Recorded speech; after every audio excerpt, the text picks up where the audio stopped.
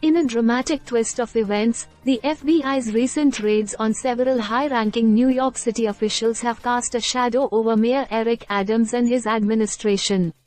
The early morning operations, executed on Wednesday, saw FBI agents seizing phones and conducting searches at the homes of over a half-dozen key figures, including First Deputy Mayor Sheena Wright, Schools Chancellor David Banks and his brother Philip Banks III, NYPD Commissioner Edward Caban, and mayoral advisor Timothy Pearson.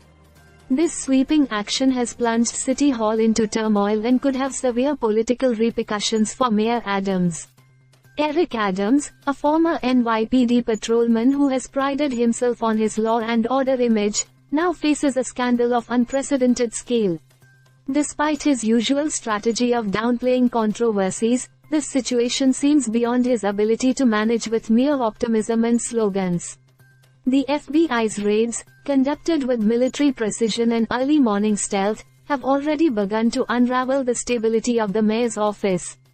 Witnesses reported that 15 FBI agents arrived at the Hollis home of Philip Banks at the crack of dawn, marking the beginning of what could be a turbulent chapter for the city's leadership. The raids have intensified the scrutiny on Adams's administration, which has already been beset by multiple controversies. The mayor's attempts to brush off the scandal have been met with skepticism. His legal counsel, Lisa Zonberg, has issued statements claiming that neither the mayor nor his staff are current targets of the investigation. However, such assurances are flimsy, given that the FBI rarely discloses the full scope of its inquiries before conducting searches. The mere presence of federal agents at such a scale suggests serious concerns. Adding to the chaos, the NYPD's internal response has been less than reassuring. A report from the New York Post revealed a startling incident where NYPD Deputy Commissioner for Public Information Tariq Shepard reportedly insulted a journalist in response to inquiries about the raids. This type of behavior only deepens the crisis and showcases the growing dysfunction within the NYPD. The investigation into Adams's administration is not an isolated issue. There are multiple threads to the saga, including past scandals involving key appointees.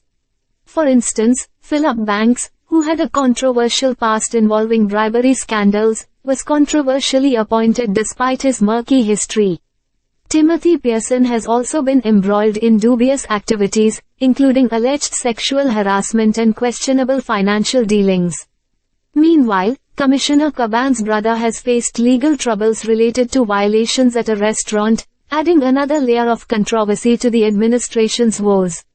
The overarching concern is how these scandals reflect on Adams's leadership. Critics argue that his preference for loyalty over competence has created a toxic environment where scandals proliferate unchecked. The mayor's recent comments about the West Indian Day Parade, which he described as a success despite a violent incident, further illustrate his troubling disconnect from reality.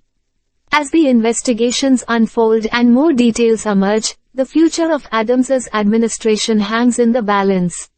The New York Post editorial board has suggested that Adams might need to consider significant changes, including potential resignations within his team, to salvage his political career. Whether he will take such steps remains uncertain, as the mayor's track record suggests a reluctance to acknowledge or address his administration's flaws openly. The coming days will be crucial in determining not only the fate of those involved but also the broader implications for New York City's governance. As the investigation progresses, the focus will undoubtedly remain on how effectively Mayor Adams can navigate through this crisis and whether he can restore any semblance of stability to his embattled administration. Stay subscribed for more videos.